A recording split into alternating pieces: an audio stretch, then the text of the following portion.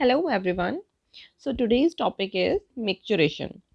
तो जनरली सबको पता होता है micturition क्या होता है, बट कोई नहीं, मैं बता देती हूँ. It is the act of passing urine. जब हम यूरिन पास करते हैं तो उस फिनोमेना को बोलते हैं micturition.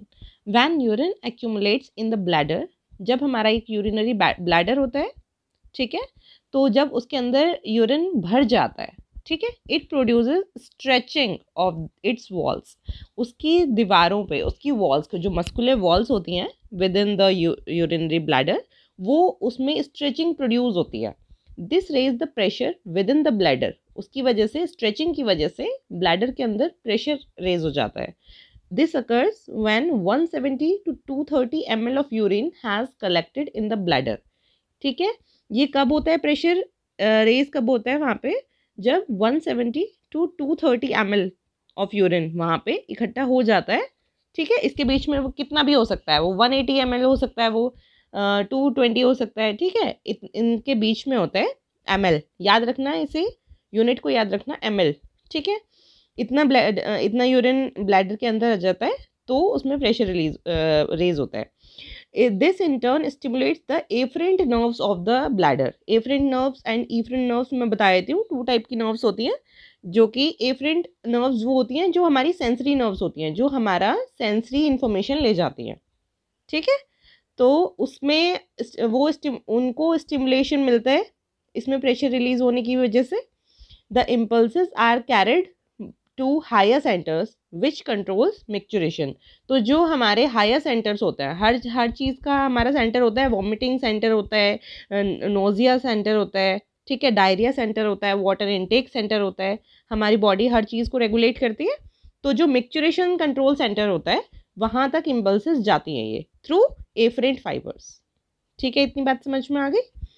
Micturition occurs due to contraction of muscular coat of the bladder. जैसे मैंने अभी बताया था, जो muscular coat होता है विद इन द ब्लैडर, उसमें कॉन्ट्रैक्शन होता है उसकी वजह से. And relaxation of the sphincter. Sphincter हमेशा कहते हैं किसी भी चीज़ की, बॉडी में किसी भी ऑर्गन की ओपनिंग को.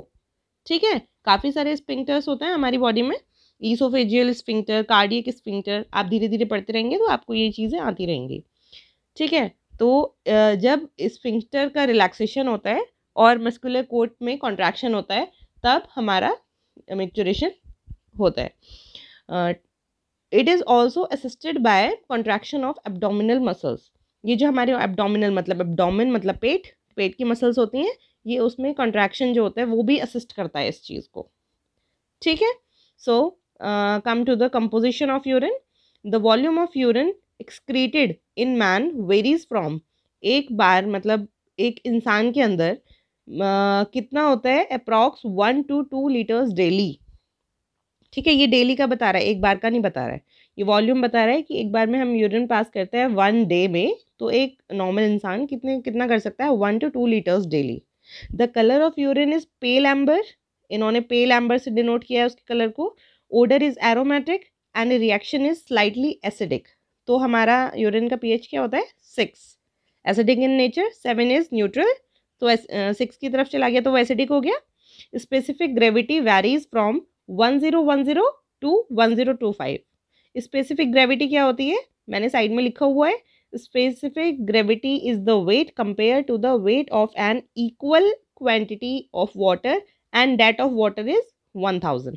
इसमें कोई नई चीज़ नहीं है. So the our next part is urine consist of. हमारा जो यूरिन होता है उसका कॉन्स्टिट्यूशन क्या होता है, किससे मिलके बना होता है वो. ठीक है, तो इसमें होता है फर्स्ट वाटर. ठीक है, वाटर होता है 96%. यूरिया होता है 2%. एंड लास्ट होता है uric acid and some salts, वो होता है हमारा 2%. टोटल मिला के 100%. तो ये हमारा टोटल यूरिन का कॉम्पोजिशन होता है. Okay, so thanks for watching.